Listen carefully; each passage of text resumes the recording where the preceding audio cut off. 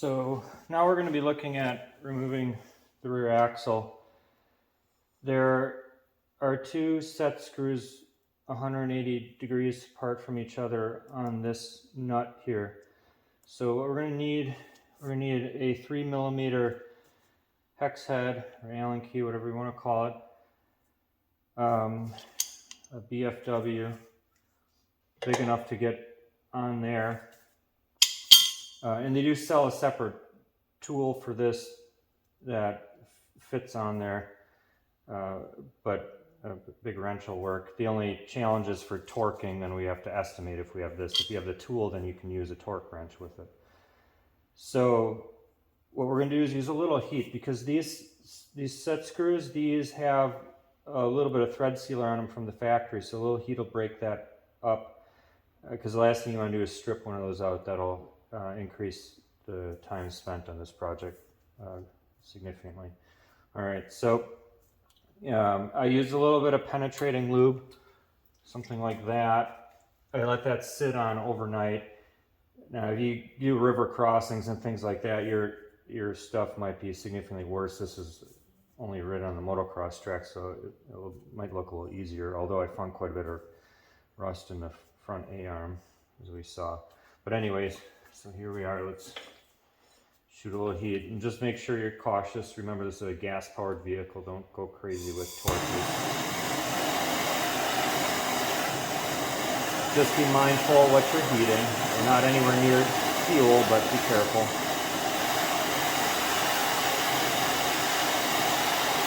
Just a little bit of heat on there. Doesn't have to be a ton. That comes right off with that. So we'll get those out. One.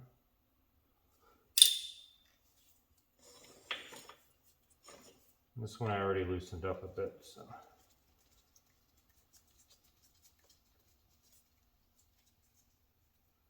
All right. So I still have the chain on. I'm going to need that because I need something to help hold the axle from rotating as I try to get this nut off, because that's pretty tight. So I have my wrench here. I'm going to heat this up a little bit, and I'm going to apply the rear brake to keep that from turning as I remove that nut. So we'll use a little heat. Kind of expand that metal a little bit. As that expands, it'll loosen its grip on the axle.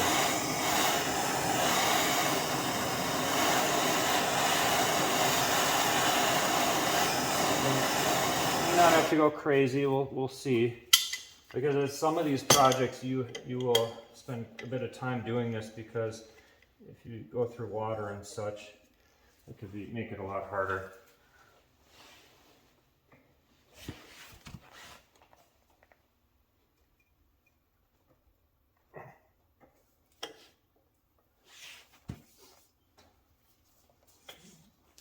Admittedly, this job would be easier with two people.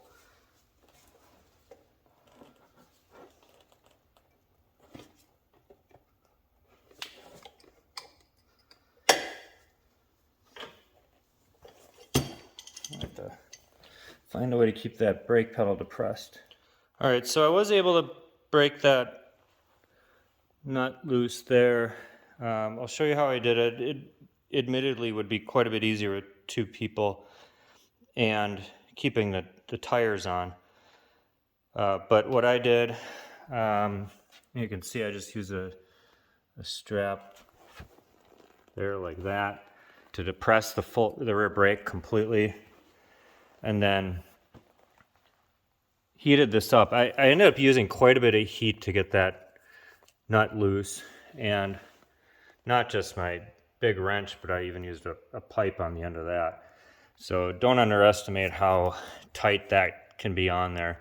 But honestly, if you had a second person to sit on the quad with the brakes on, tires on, it would have been easier. But there it is. Now we can continue to Get that off. There we go.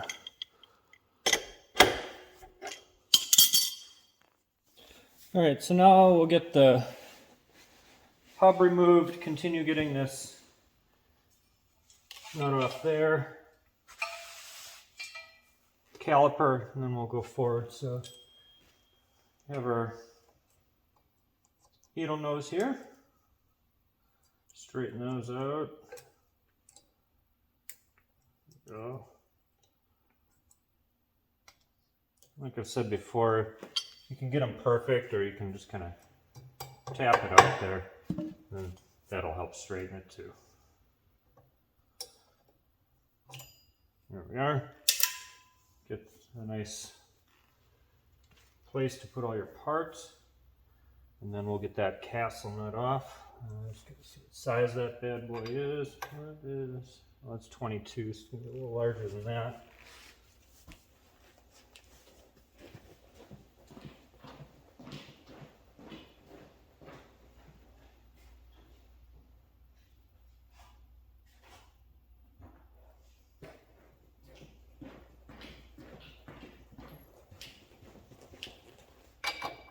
There we are, 24.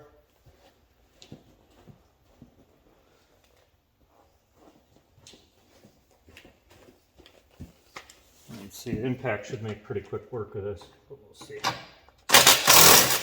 Make sure I'm going the right way. There we are, yep.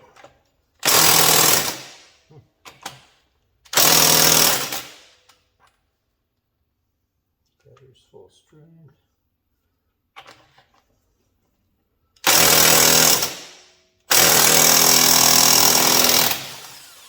Well, I struggled with that a little bit, but we got her.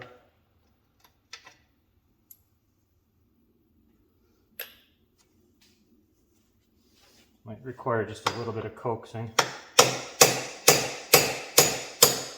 No, I would pound on the back of these studs. It's harder metal.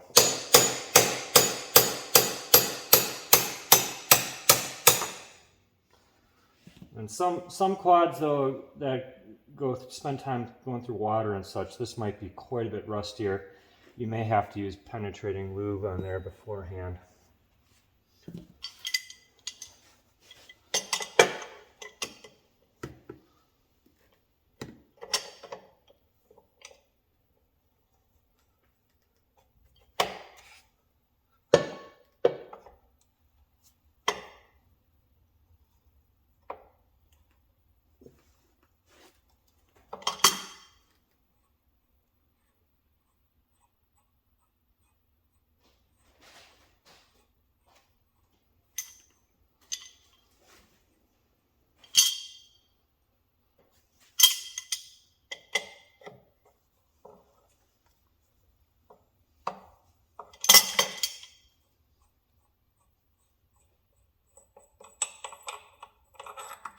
There it is.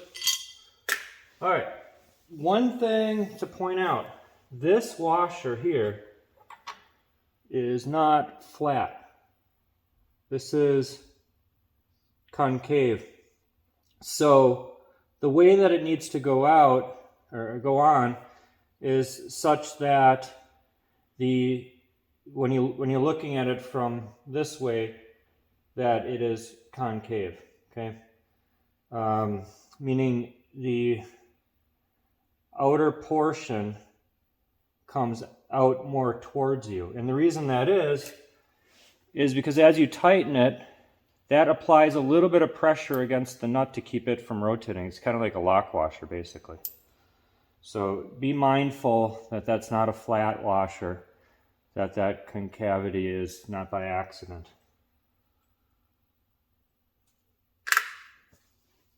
All right, now we can go ahead and remove this caliper. Those are 12 millimeter bolts, and there is a banjo bolt there for your brake hose, so be cautious that you don't inadvertently remove that.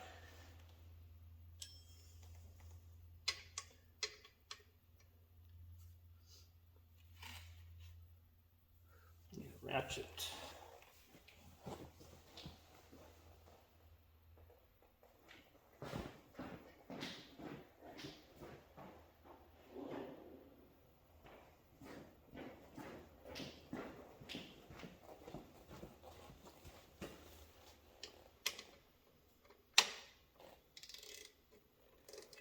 There's two of them, one here and one here. I can't see those, but oh, gotta go the right way, huh?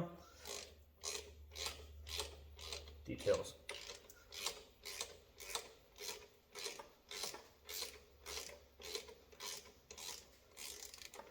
Now, normally I like to actually put parts back where they came from so I don't mix things up, but honestly, everything back here is so unique. And you're not going to put this anywhere else.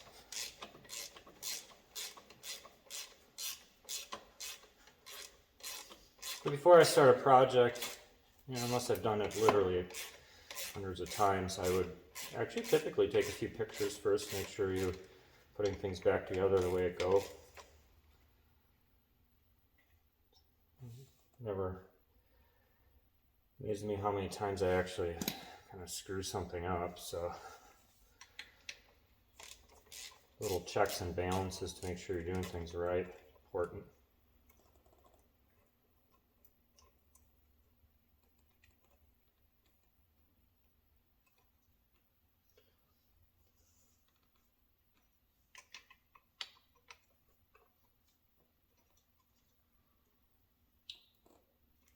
Oh, and actually what we're removing there is the parking brake cable. So as I'm talking about things I don't need to do, but actually we are going to remove that anyways, because we need a parking brake on this quad. And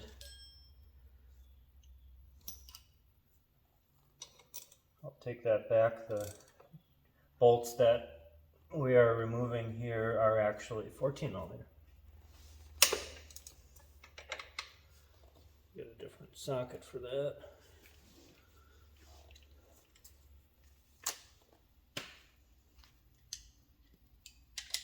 There we are. Now we're in business. Having that parking brake makes it a little out of the way, makes it a little easier to get to these, but not totally necessary.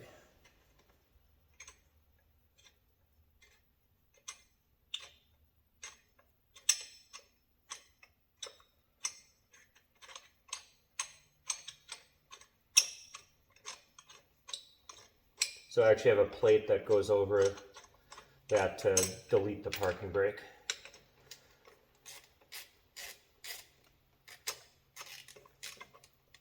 If you don't want it to roll anywhere, just keep it in gear. When you're out on the trail though, it is nice to have a parking brake if you're on something steep, but my purposes, it's just extra stuff.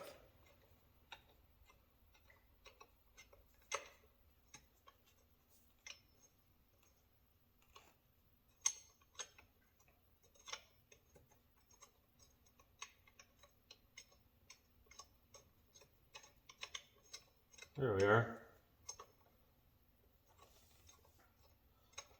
Milwaukee ratchets would have made a little quicker work out of that, but whatever.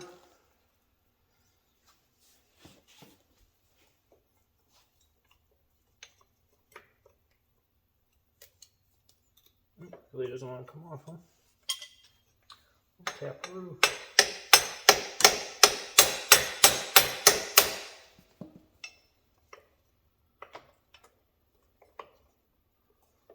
Oh. You know what? I'm being silly. Still got my rear brake pedal depressed here. That'll make it easier to remove the caliper, huh?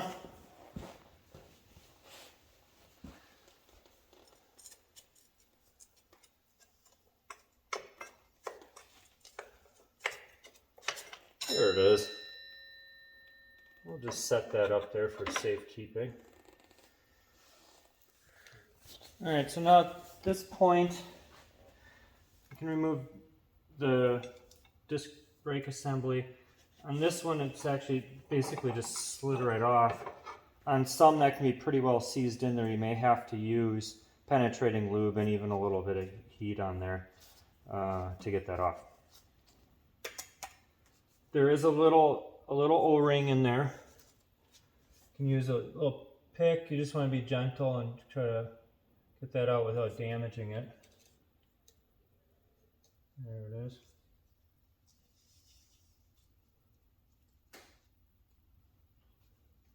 And then, as mentioned before, I have this nut on there. I actually put it on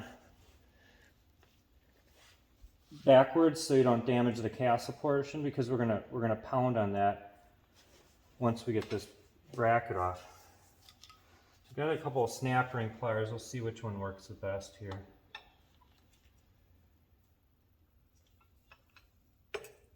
Goes. The other one's just a little stuck.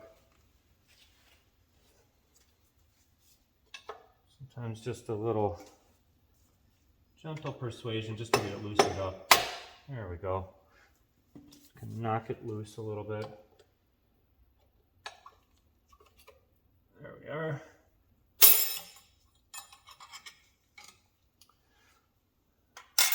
Ring off. Now this bracket should be able to come off now. That's the caliper bracket.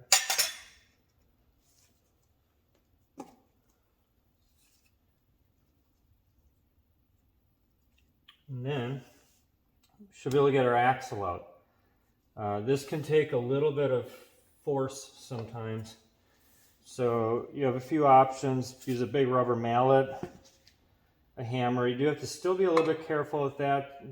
I've seen some people use a block of wood or something else to pound on just to help minimize damage, but next step is to get the axle out. Alright, so finally got the axle coming out, but not in the way intended, and I'll show you what actually happened. So normally when the axle comes out, you pound on there. You got to put a little bit of force on it, but usually, you know, not bad enough that you're, you know, bending and breaking things.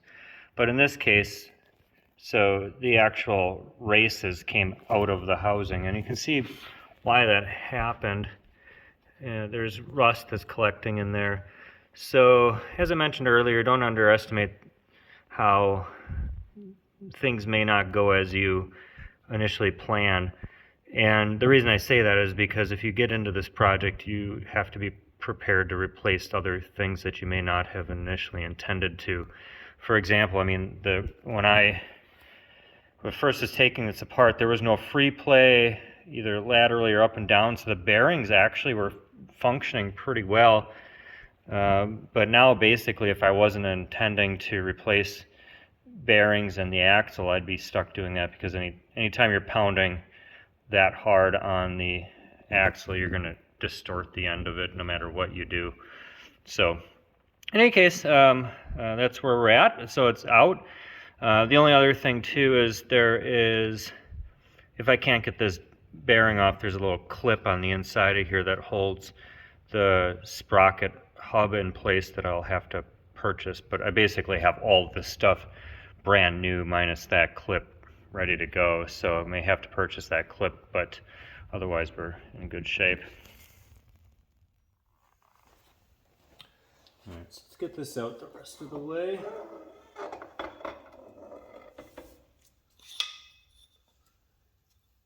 Yeah, that's pretty rusty in there. It's not ideal. And the bearings rotated okay. It's not the best. Must have been a little water in there at some point. Alright, so now we can get the center section out.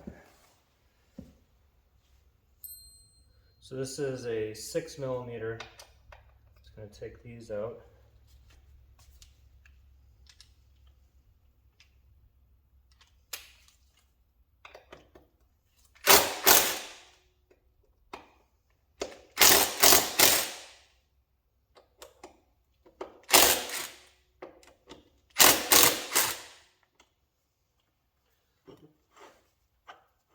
Now that whole section can come out.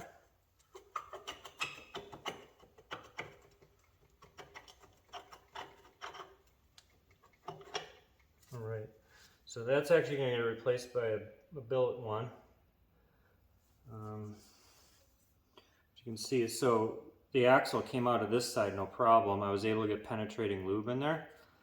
But on this side, because it's snug with the hub with the sprocket hub, there's no way to get any penetrating lube in there, so we're stuck sort of just manhandling it out of there. But there we are.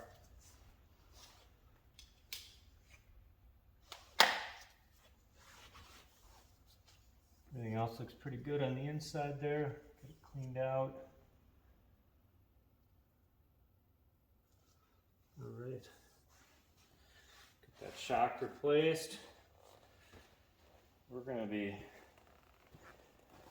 tearing up the motocross track in no time. All right, so with replacement of that shock, you don't have to remove the swing arm, but I've seen enough rusty areas on this quad that I wasn't expecting that. I'm going to take the swing arm off, check all the linkage, everything like that. So doing a little more work than you have to, but if you're going to put this much money in parts on your quad, just go the extra mile. So up top there is a 19 millimeter nut that holds the top of the shock in place. I'm going to remove that, and then I can remove the swing arm pivot bolt and that one linkage bolt down there, which is 17 millimeter. So after I remove those, then I'll have the whole thing. Then I can remove that one, that one, and that one, take the shock off completely, check all my bolts, make sure everything's greased the way it should, make sure everything looks like it's in good shape. My chain guide's got some pretty decent grooves in it. I might replace that, as well as that one you can see. So just kind of look everything over and see where you're at.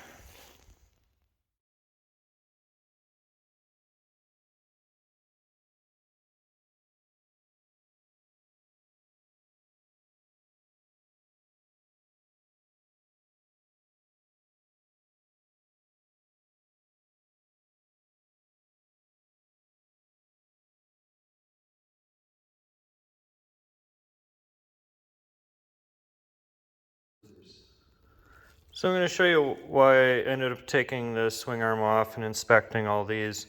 And there are kits you can use to replace some of these bushings and bearings and such. But in any case, so there you got your Zerk fitting. Goes in like that, and then you can see the opening right there, and then there's a small channel for grease to flow through. And then this comes apart like that, so you got this collar here, you got one on each side, so those just come off pretty easily. So we'll get those cleaned up, and then there's this inner structure there, which also has a channel in it with two holes on each side for the grease to get through. And then on the inside there is a channel for grease to collect. So I'm going to get all that cleaned up. I find that actually WD-40 is a pretty good solvent to get rid of old grease and dirt. So we'll get that all nice and cleaned up. Make sure our Zerk fitting still flows grease through, because that's pretty packed in there. And then get that all lubricated and put back together. All right, so here I got everything apart. I'm going to show you what it all looks like in pieces. Now, important to keep organized. I labeled this top side and forward so I don't reverse it. Reasoning is there's a Zerk fitting on the bottom there, which can be accessed, where the forward, or the forward part has the grease fitting or Zerk fitting on the bolt itself. So make sure you orient those correctly, and put the bolts in the correct way with the nuts on the left side and the hex head portion of the bolts on the right side. So I'll get these greased. I got them all cleaned out. I checked my Zerk fittings can flow grease. They're not packed with dirt or that kind of thing. And one way you can check, make sure those channels are okay, is just stick something like that through there, and then get it all cleaned up and put back together. So as I'm disassembling the swing arm further, one tip I've found is these ratchet extensions actually work pretty good to pound out the bolts without damaging anything too much. So just a gentle tap and then drives it through with a nice smooth surface so you don't damage anything on the inside. All right, I'm going to show you how to get the sprocket hub off of the axle.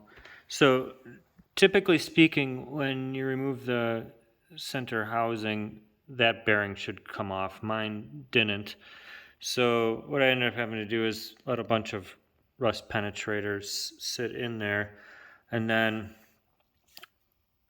pound down on the hub to reveal this retaining ring which sits in that groove right there.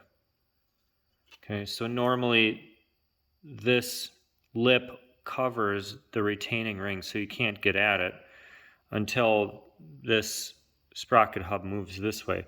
Normally that would happen pretty easily because there's no bearing there, but sometimes if it's seized, or like if you had my situation where the bearing race gets stuck on the axle, you have to use some penetrating lube and pound down on here. I'd recommend putting the bolts in place, that way you're not banging up the hub.